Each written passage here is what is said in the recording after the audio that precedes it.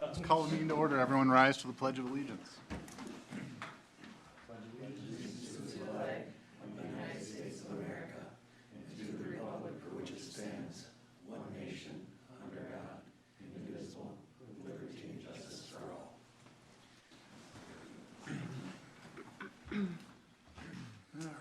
Any changes to the agenda? Under administration, we'd like to give a brief update to the council related to ordinances related to recreational cannabis. Okay. That's just under reports, right? Yep, under administration. Okay. Motion to approve the agenda. Motion by Josh. Second. Second by Kate. All in favor? Aye. Aye. We have an agenda. Okay. We have a presentation tonight.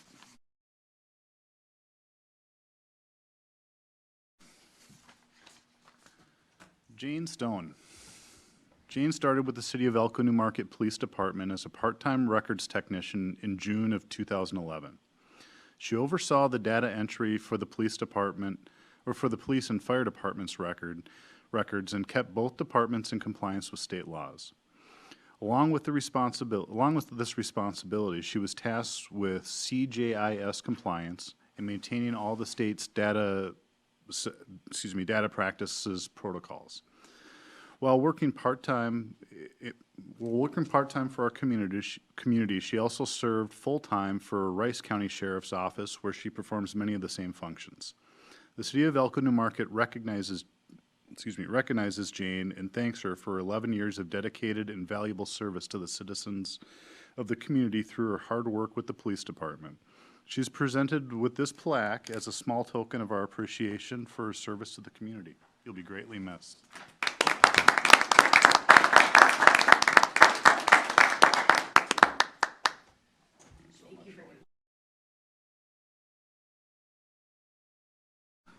Anyone here for public comment?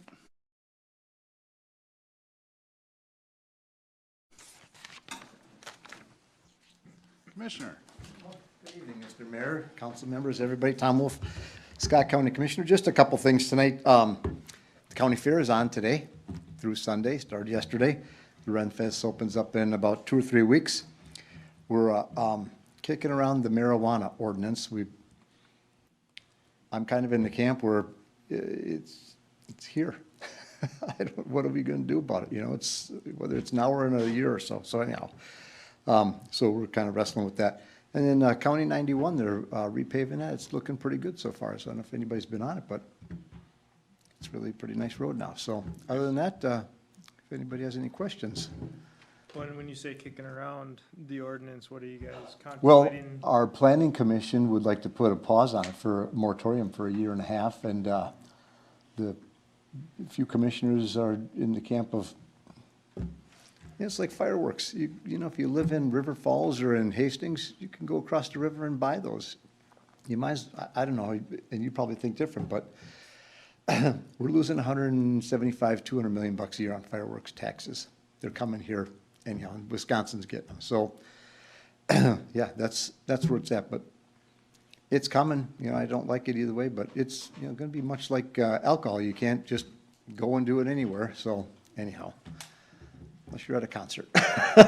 So, all right. Appreciate it, Commissioner. Yep, thank you. Thank you. Anyone else care to speak under public comment? All right, we'll close public comment. Anything on consent anyone has questions on or would like pulled?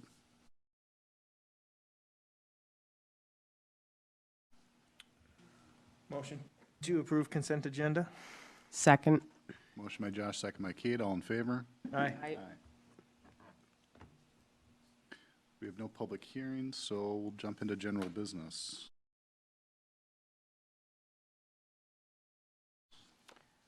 First item is Firehouse Grill LLC events.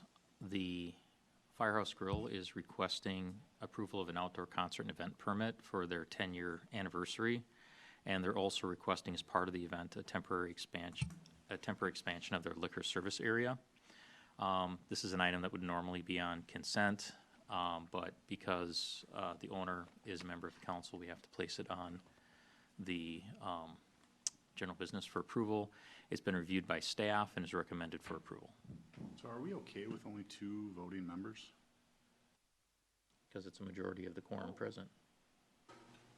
That is a problem, council present, or? Council present, you're right, so it's, So Josh and I are the only council present that count? yes. That's good to know. All right. Should we do? Should we discuss Split this? Is vote there kind a of screws this up, huh? presentation or anything? When is the date of this, event? August 12th. August 12th. Motion to approve resolution 23-48. Can we do them together, or should we do them? We can. separate? Motion to approve resolution 23-48 and, dash 49. I'll second it. All in favor? Aye. Aye. All abstained? Aye. All right. Passes. Got one more general business item.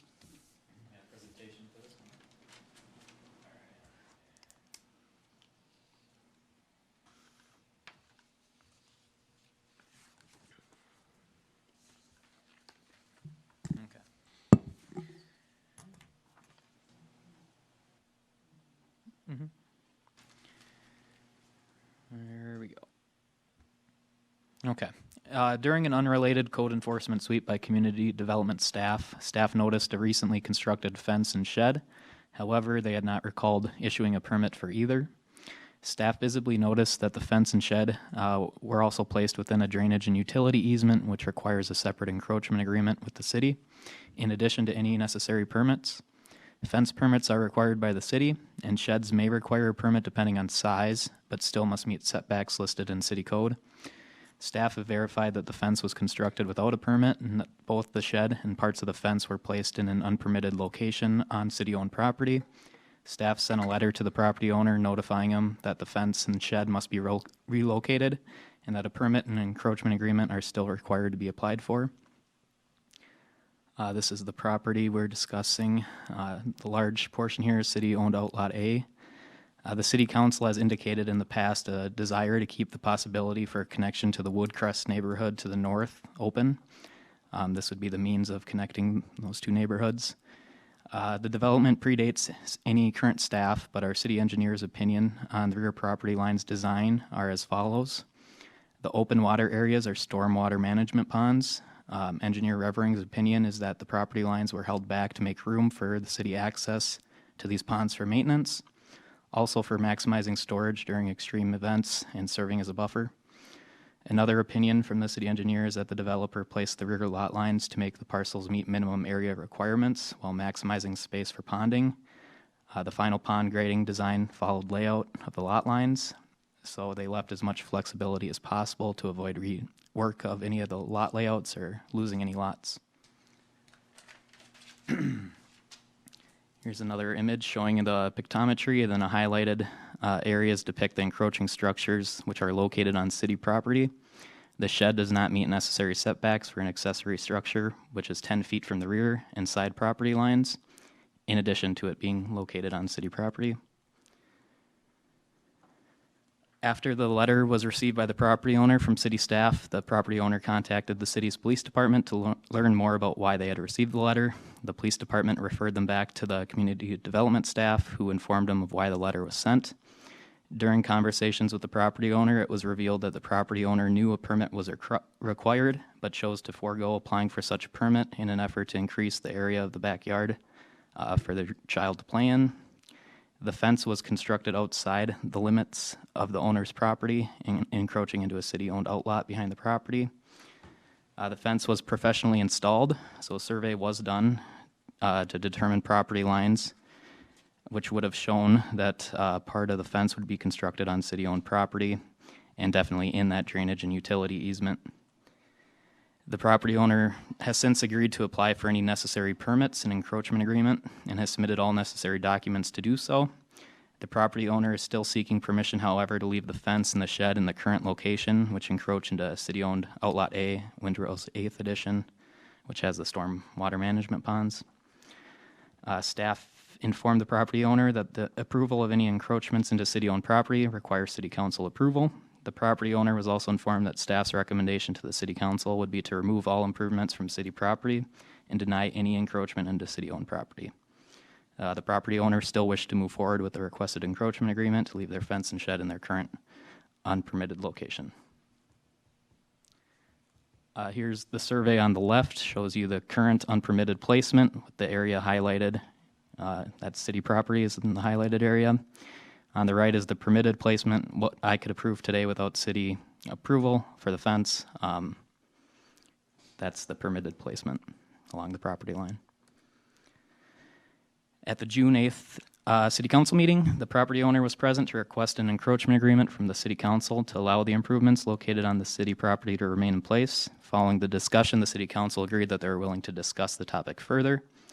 Part of the rationale for the request presented to the City Council at the meeting by the property owner was that the encroachment into the city-owned property was necessary for the purpose of building a future 20-foot by 20-foot accessory dwelling unit, or an ADU. So an ADU is a secondary dwelling unit located on the same property as the main dwelling unit. They're an option for families who wish to care for relatives, such as the elderly or those with a disability. That makes traditional housing for those relatives harder to obtain. So staff investigated the potential placement of one of these 20 by 20 ADUs within the property to see if it would be feasible with current property line boundaries. And staff were able to incorporate an example of what that looks like here on the next slide. On the right there, so it's a little over 20 by 20 actually. So there's actually room to make it larger than 20 by 20, but it would fit on the property as is. So due to this possibility of constructing the ADU on the site with no encroachment into city-owned property, staff believes there to be no reason to approve the current encroaching structures. The City Council is being asked to provide feedback and direction to staff regarding the request for an encroachment agreement. Staff's main concern with approving the encroachment into city-owned property is the placement of structures on property not owned by the applicant and that precedence that it sets for the rest of the city.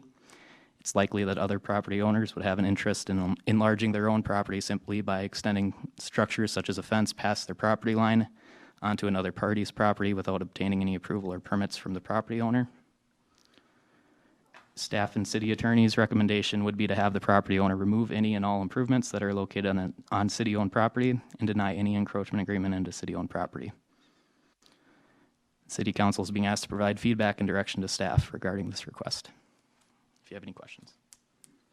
So I understood right that they're, with the current lot lines the way it's drawn, there's no reason they could not build the ADU, correct? Correct.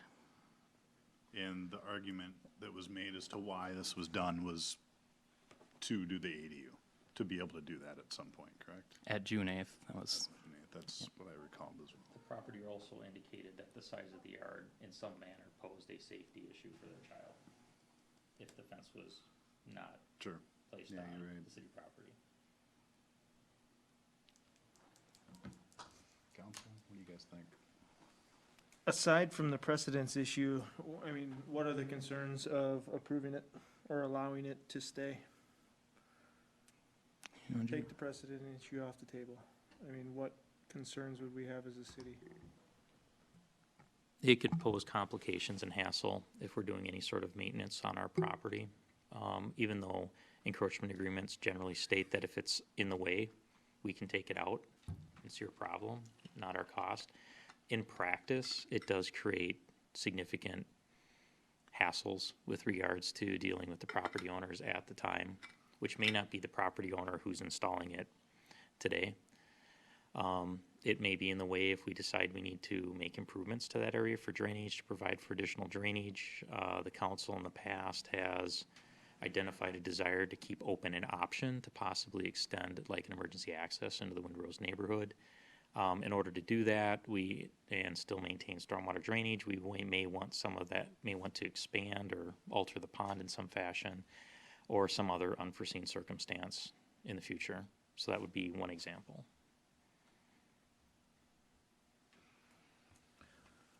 And, I mean, and so that was it kind of leads into my next question. Can we legally approve anything and tie it to the specific owner of the property? Or is it's for the property in perpetuity regardless?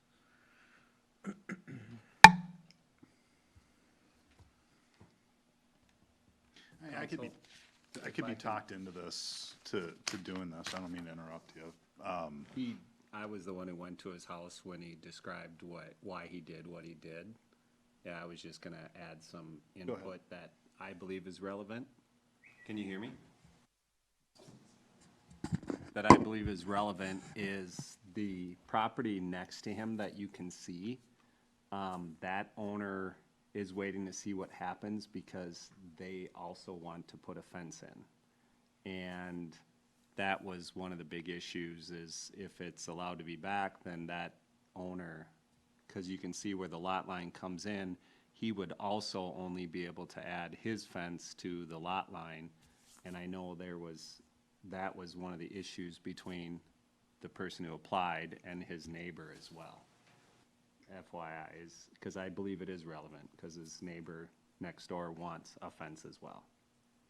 Just for your input on it. Sorry to interrupt. No, you're fine. I mean, I guess I'd be willing to listen to be talked into it, to approving it. I don't see a huge reason as to why we should. I mean, the ADU is a legitimate concern. It sounds like that's been addressed. I don't know. I don't really know of a good reason why we should. I don't know. Where are you guys at? I believe that if the ADU can fit on the lot with us not approving the encroachment and asking them to put the fence back, that's what we should do, because otherwise other people will try to do the same thing. Yeah. Josh? Yeah, no, and I'm torn. I'm typically follow the guidelines. We have it there for a reason, but then, parts of me listens with my heart at times, and the kiddo with a disability, Yeah. that just gets me, so. And I don't really care about the ADU piece as much, just because we don't know if they'll ever build it, and we don't know, I mean, that's a definite what-if type of situation, and if they decided to in the future and it wasn't big enough, they could get a variance somehow and deal with it then. So I guess I have less concerns about that. I mean, I'm not strong either way. If it wasn't gonna be an issue, that's why I was asking, aside from precedents, if it's not an issue, and I guess then my follow-up to maybe Chief's point is, would we have an issue if the neighbor then did the exact same thing? Is that gonna encroach on what we need to have that space for, and is that gonna impact future stuff, improvements, whatever it might be? I can't give a 100% answer. Maybe Rich could. Corey definitely could. So when they do maintenance to this pond, to me, it makes the most sense that they would, if they have a truck or something, to come in here. They'll go in multiple places because they're removing vegetation, volunteer vegetation, and, yeah, they can't float in the air, they gotta get down to them. Someday we'll be needing to get in there and remove sediment, and, that's hard enough without having nowhere to go, so. Andrea, on the precedence issue, there's usually two types of precedents. There's political precedents, where pressure is applied to the council that way, and then there's legal precedents. Could you respond on the legal precedents that may or may not be there related to this? I don't believe there's probably a legal precedence to this, but with the neighbor next door, it will be difficult from a political perspective to establish why you wouldn't allow that. I mean, that person bought that property with a child, knowing the size of the yard and the backyard and what it looks like. You will get pushback from other neighbors on this. And I can honestly say, none of the cities we work for will allow any sort of encroachment into city property. They might allow it for drainage and utility easements and that sort of thing, but it's unheard of to allow anything on city property. Is anyone overly supportive of this, of approving this? I mean, and we won't just be giving away the land either, right, I assume, or would the owner buy the land from the city if, let's say, we heard that it would make sense or be okay for it and it wouldn't impact what we needed it to? I mean, we wouldn't just be handing this over, correct, or? They're requesting an encroachment agreement, which is they're basically asking for rent-free ability to place their stuff on city property indefinitely. would the city be interested in selling it if, I mean, or doing something, going down that path to, I mean, It's an option. because is that similar to what we did across the street or down the road a little bit with the trails and stuff? I mean, I asked the same similar?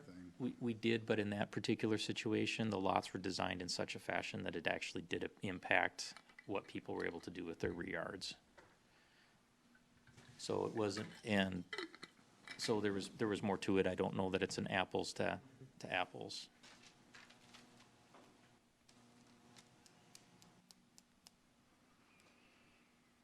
I'm not getting a good vibe of one way or the other, so I might be in the minority anyway, so. So you want to approve it?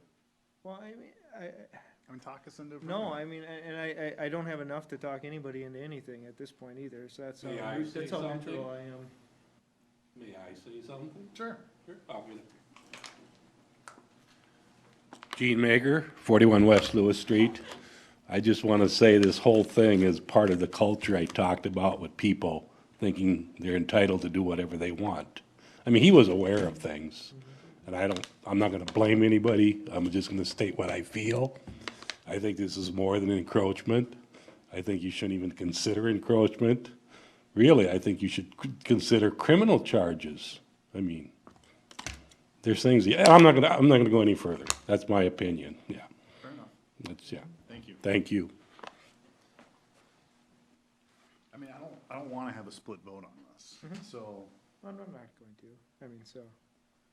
I mean, talk us into it if you want to. No, I mean, and I guess the only other hesitation I might have, I assume that the applicant knew that we were meeting at 6 o'clock tonight, not 7 at the normal business time, and Yep. was invited down, and, okay. Is this something we need a motion on? And there's no resolution or anything? Given that this is a specific request for action by the council, or we're looking for direction on whether or not to prepare the action, staff would prefer that there's A motion. Does anyone want to make a motion on this? If not, it will just fail. So the motion would be to, To approve the, oh yeah, that's a good point. It would be motion to direct staff Yeah. to prepare an encroachment agreement for the shed and and I suppose if there's no motion in favor, it wouldn't proceed due to lack of a motion. It would be You'd probably be clearer to make a motion to provide direction to the city to not go down the path of an encroachment agreement, because that's the direction we think is best. owner's gonna want. Right, a clear, answer, right, yeah. otherwise it'll come back, in 6 months, 3 months, a year, whatever, or could come back, yeah. so I would make a motion to not approve the encroachment agreement. To deny the, okay. Deny. I'll second it. All in favor? Aye. Aye. Aye. All opposed, all right. All right, next thing is we have a closed meeting. So before we close, before I read this, do we need motions to close the meeting, or can I just close the meeting? No, we need a motion to close the meeting to develop and read off what is actually on the agenda. Okay. We have a closed meeting tonight. Tonight's closed meeting is to develop or consider an offer for the purchase of real property located at 251 Main Street, Elko, New Market, pursuant to Minnesota Statute 13D.05 subdivision 3C3. Persons, well, I don't have to read who's here until we come back, right? All right, so any motions to close? Motion to close the meeting? So motion by Kate, Second. second by Josh. All in favor? Aye. Aye. Okay, so we have a closed meeting. We're reopening the meeting. We'll jump into reports.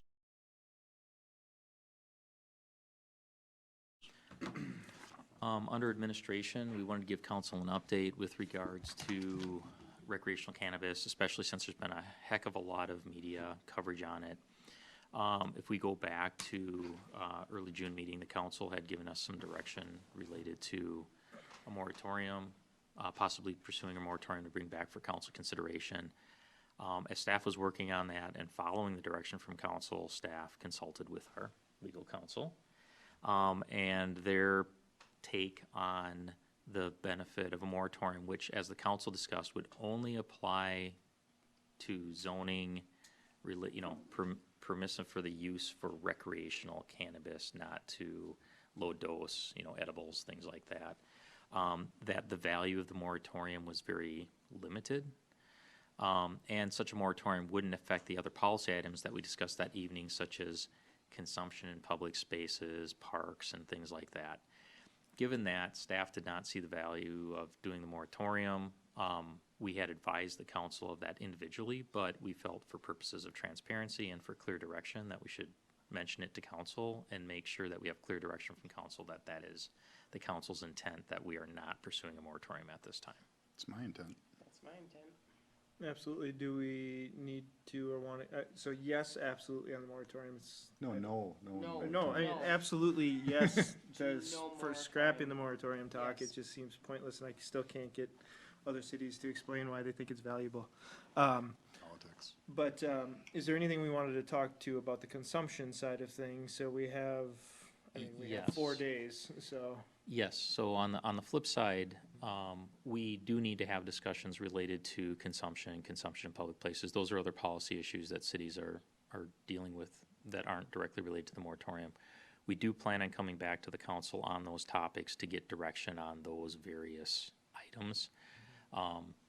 So the questions that are, the big ones that are out there are consumption, where is it okay and where is it not? How are we gonna handle that? The second one is gonna be, do we wanna pursue, cannabis muni or not? That was an item that was brought up, but we should get clear direction because that will require some level of research and effort. Other items, quite honestly, we may need to figure out over time. There's discussions of potential nuisance issues associated with the activity. What happens if I'm on my deck and we're really smoking it up? How does it relate into potential nuisance issues with the neighbors and things like that?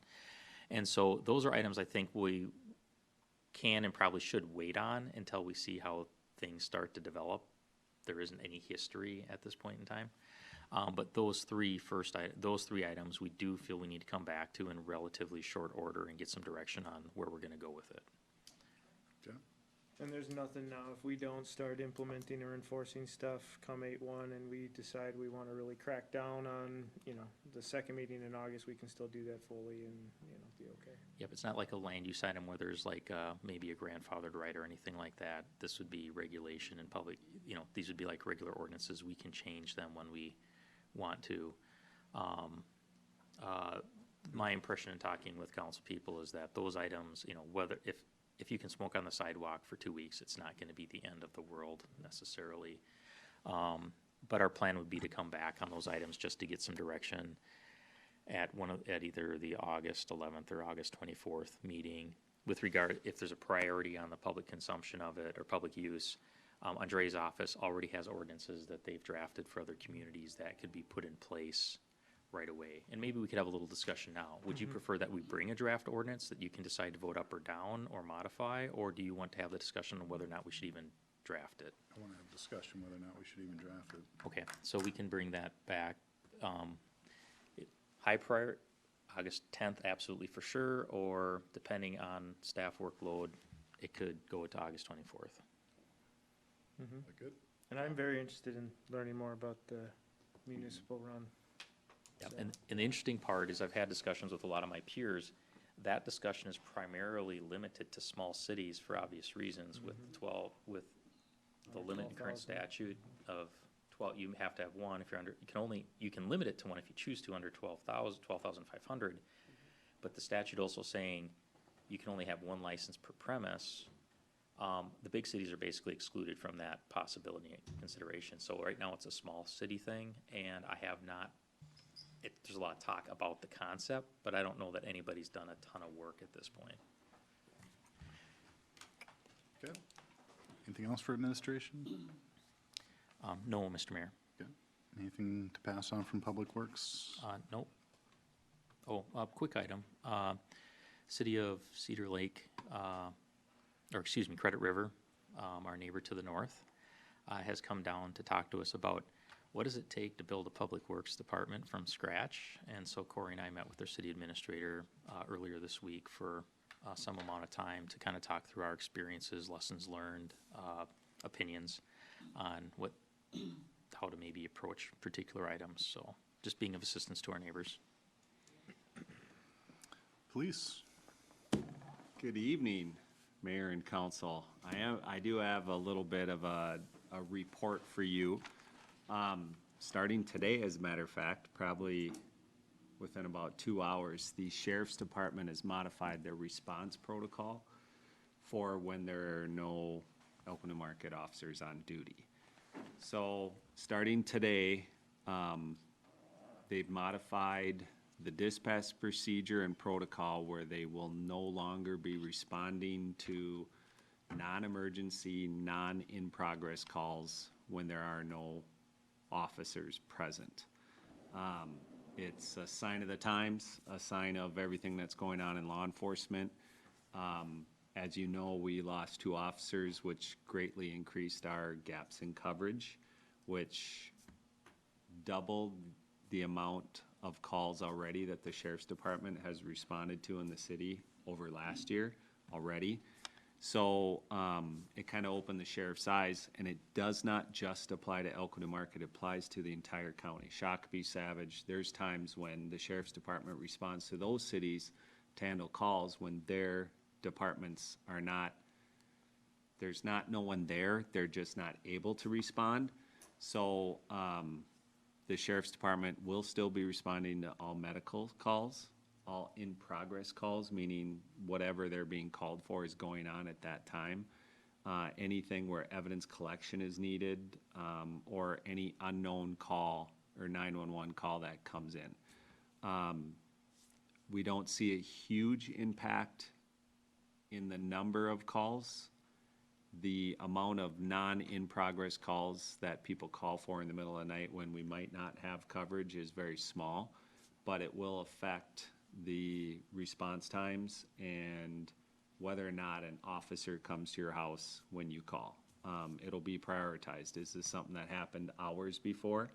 And is this something that can wait until an Elko New Market officer comes back on duty? Which could be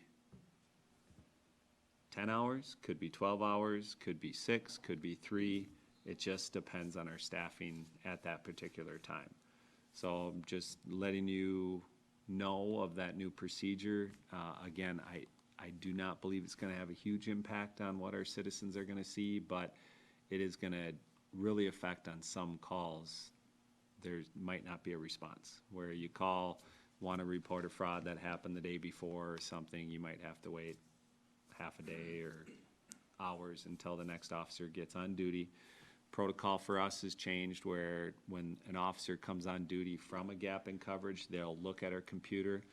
We had to develop with the county a procedure of where those calls will be pending and waiting for us. We've never done that before because they were responding to everything.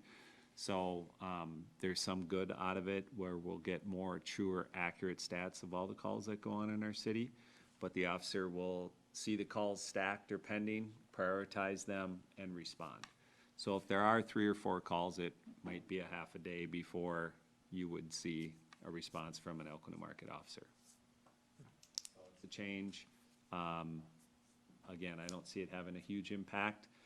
This is coming, we started it at the beginning of the summer when we lost our officers and staff. Procedures going into effect now as we're coming fully staffed now. And Zach, at the end of this month, will be coming off here in a week or so. And then we'll be back to where we were 9-10 months ago when we lost our first officer for staffing. So that amount of time where we're not going to have an officer is going to really go down. And then as we add the 2024 officer that we're hiring for right now, and we have an ad for right now, and then if we can bring on our 2026 officer early, as we talked about at the last meeting, then that even goes down more, where we're not having officers even a smaller fraction of time. Without giving any of the details, so I know when to go be obnoxious, how about how many hours a week are there of no officers on duty in town? Right now, about 20 to 21. At different times, due to vacations and sick calls, it's a lot more than that. But, again, as we bring these officers online and get them on their own, that'll greatly come down to under 5, under 7. Was the county gonna share this with the public, or are they putting out any information so the public knows anything? Nope. It really, we're the only department that does not have staff 24/7.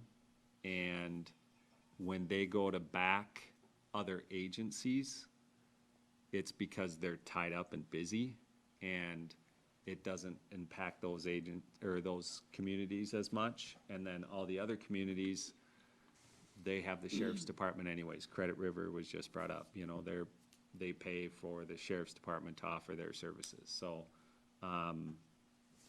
I do not know of any press release or anything. It's really procedural for them a lot. And for them, their staffing issues have changed, and taking on our community more often places a burden on them as well. More calls for their agency. So, not that I know of. I haven't not heard that they're gonna do a press release or anything like that. Is there something that we need to do to let our residents know? Change the wording, should do? Should do? Yeah. Well, we're doing this for transparency, and if we felt there was an impact or something they should do different, we would let them know. If they need assistance, they're to call. There's nothing they can really do to make our officer come in earlier. Or, you know, any emergency call, they're protected. No, I meant to let our community know that if they call, this might be the answer they get. If Scott County's not gonna come out, just so that they're aware. It that- is, I've thought of that, like, I do not want to give any hint. I've been fighting for 4 years to get people to call 911 when they see or say something, you know? The percentage is so small, dispatch will advise them. There's no officer on duty right now. They should know when we're coming on, they'll be able to advise them. It doesn't change it, I don't want it to change anything for the community. I don't want them to only call Monday through Friday, 8 to 4:30 when I'm on, or we have more staffing. So I don't wanna confuse them that, thinking that there's no cops working or no one's coming when they call. So, My personal opinion is if this was to happen today, and somebody was to call, and they talked to dispatch and said, I want to report a fraud case, happened to me yesterday, you know, and they're calling at 3 o'clock in the morning, and they say, you're gonna have to wait until 7 o'clock when a Newmark officer gets, I don't think they would think twice about it for the types of calls that we're talking about. If it's an issue of, there's a suspicious car, and it's sitting in our cul-de-sac, and it's really suspicious, the sheriff's office is still gonna respond. If it's I've heard a noise in my basement, I think there's somebody else, they're responding. These are the things that you're gonna have to wait until an officer is available anyways to They're come. more administrative type Yes, stuff. yep, taking a report, coming out, you know. we've been fighting so hard. If you see something, say something. I don't even want them to hesitate and go, oh, I wonder if an officer's on, or what the response time. They'll know, they'll be communicated with. I just don't see, there's gonna be an impact on response time, but for non-emergence admin type stuff. And we're really kinda coming to what every other county in the state, especially more rural counties. And this is what I brought up. There are communities now that their police departments have disbanded, and they have nobody except for the sheriff's department, and they don't respond to non-emergency calls in those communities. And there's others, and my chief's meetings I've been hearing, where there's 3 officers, and due to their vacation and time that they work, there's 4 or 5 days response time. Which you're getting to kinda like Anchorage, Alaska, you know, where you call and in a week or 2, someone shows up. Right. And that's how dire it's been hit, these rural, small communities for police officers. So we're not there, but the sheriff, I think, was being very proactive in treating our community. It's not fair that they respond to everything in our community and not other communities. So they wanted to make it fair. They wanted to make the fair protocol and consistent protocol, and it was actually a proactive thing that if this is gonna happen more, he needs to go to his commissioners for more deputies to cover communities like ours, and this is a way to track that. So, I'm cautious about it because it really isn't gonna change much. Of the 30 calls this year, when I looked at those calls, it was 3 that they would've had a longer wait. And they really were kind of those calls where you go, yeah, it's not gonna hurt if you wait 4 or 5 hours. It's an inconvenience, but one, that time is gonna shrink now that we're staffing up and, you know, we get authorized for, and we got that public safety funding, and we get our numbers higher, that's gonna shrink down to 0, hopefully. But it's coming at a time, unfortunately, our situation precipitated it, and now as we're dealing with it, we should no longer need it, if that makes sense. Very temporary, very small, short time. So that's why we're not posting it, you know, because, one, we believe in transparency, but we also don't want to teletype that there are times where we don't have any law enforcement in our community as well. All right. So, that and Night to Nights next Tuesday. So I think we're up to 10 parties. Did Stephanie tell you what the? She hasn't told me. Yeah, it's 8, 10 parties that we're gonna be at. All the staff are in except for, I think, 2. And we're gonna be out and about, going to the party, meeting the community. We have tattoos this year of our patches that the kids can put on, stickers and hats that we had last year, and glow bracelets and glow necklaces we're gonna be handing out. And can't wait to, get with the public. We haven't had anybody apply yet, but that's not uncommon. It doesn't close until the 18th of August. And then we have 2 interviews set up that will, early September, we'll need a council member to be a part of an interview panel. Fingers crossed. And then, again, unless you have questions, that's it. Is there a general timeline on the night to night stuff? I had no idea when I filled out the application what the heck I was doing, so I just kind of made up a time. But is there a general time when it's supposed to start and kick off, or? 5:30, 6 o'clock. Okay. Our staff is gonna leave the PD at 5:30, or be ready to go at 5:30. And then the meetings all list the times they're going, but it's generally 6 to 8. And will that, And then like, some go line till up, 9. I guess, for lack of, or agenda, will that get out to those that have registered so that we know when to kind of expect? We don't typically know. You stay longer, get held longer at ones, less at others. It's, People put the times on the applications, because some of the parties start at 5:30, some put at 6, some 6:30, Look at what I put. Okay. just around that time. We just start driving around looking for parties, so. And we have assigned parties for different officers, so. And the fire department will be out as well. Engineering. No report. All right. Community development. Just note, we had a planning commission meeting this Tuesday, and there were 3 public hearings related to proposed developments of apartment building over by Firehouse Grill, and then residential development. So there's some people that came out for the residential development, but the planning commission recommendations will be to you next month. Overall, hearings went well, though. I think so. Yeah. additionally, I should point out that the posting, most recent posting for the planner position is closed. We had 5 applications. We'll be interviewing all 5, and we have interviews scheduled over the next coming weeks. So by the end of August, if we are able to identify somebody out of that group, we should be moving them on to background and the rest of the process. All right. Anything for parks?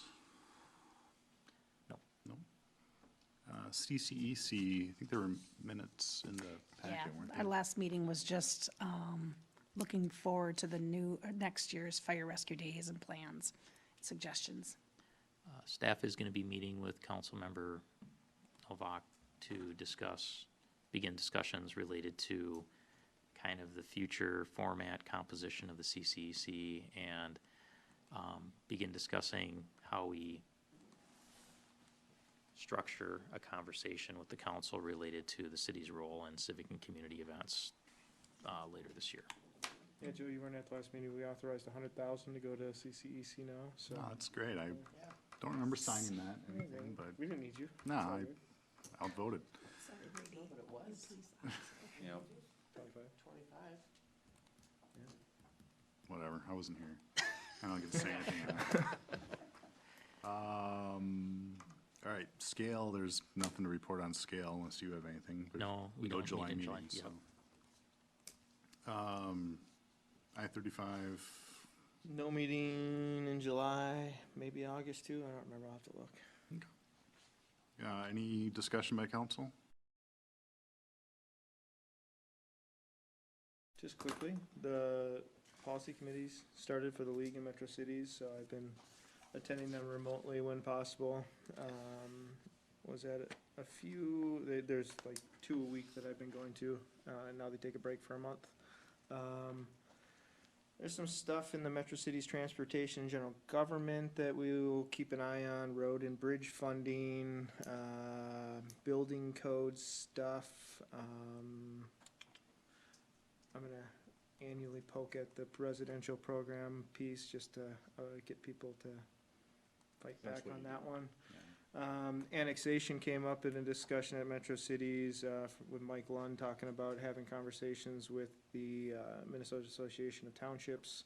And I said, or referenced that we had met with them a year or something ago, just kind of getting preliminary discussions, so just keep us in the loop, and I'm sure we'd be happy to participate.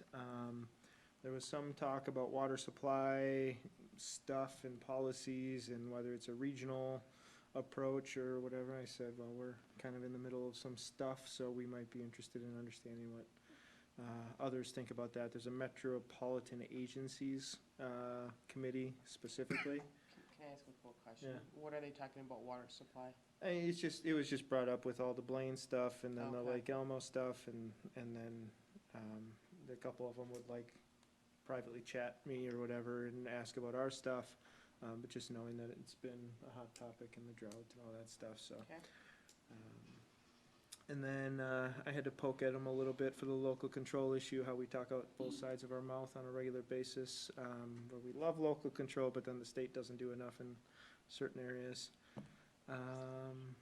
And then open meeting law was the other discussion item that several cities were really gonna push to try to update and get technology to be allowed for open meeting laws so that we could actually have Zoom meetings and participate remotely outside of the few reasons why city council members could do it now, so I could see something potentially going there. All right, any other discussion? Any motions to adjourn? Motion to adjourn? Motion by Kate, Second. second by Josh, all in favor? Aye. Aye. Aye, meeting is adjourned.